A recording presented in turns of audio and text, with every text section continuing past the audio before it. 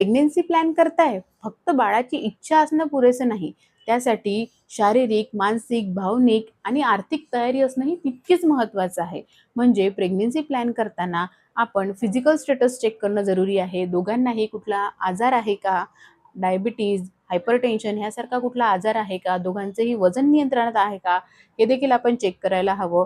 मानसिक तयारी दोघांची आहे का? म्हणजेच बाळाच्या संगोपनासाठी दोघांची देखील मानसिक तयारी आहे का?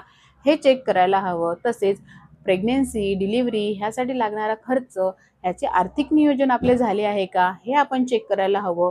त्याचबरोबर भावनिक आधार म्हणजेच प्रेग्नन्सी नंतर म्हणजेच डिलिव्हरी झाल्यानंतर बाळाच्या संगोपनासाठी आपल्याला कोणाचा आधार आहे का? हे देखील आपण चेक करायला हवं. ही सगळ्यात महत्त्वाचं म्हणजे आपण लाईफस्टाईल चेंज करायला हवी. म्हणजेच रोज सकाळी लवकर उठणे, नियमित व्यायाम करणे, ॲटलीस्ट 30 मिनिट वॉक करणे, योगासने करणे, तसेच बाहेरचे खाणे अव्हॉइड करणे, junk food, fast food avoid करणे, संतुलित आहार घेणे, ॲडिक्शन कंप्लीटली बंद करणे, हा चेंज आपण करायला हवा. त्याचबरोबर प्रिकन्सेप्शनल फॉलिक ॲसिड म्हणजेच प्रेग्नन्सी राहण्याच्या 3 महिने आधी आपण फॉलिक ॲसिड सारख्या टॅबलेट्स सुरू करायला हव्या. त्यामुळे प्रेग्नन्सी प्लॅन करताना ह्या सर्व गोष्टींचा विचार आपण करायला हवा.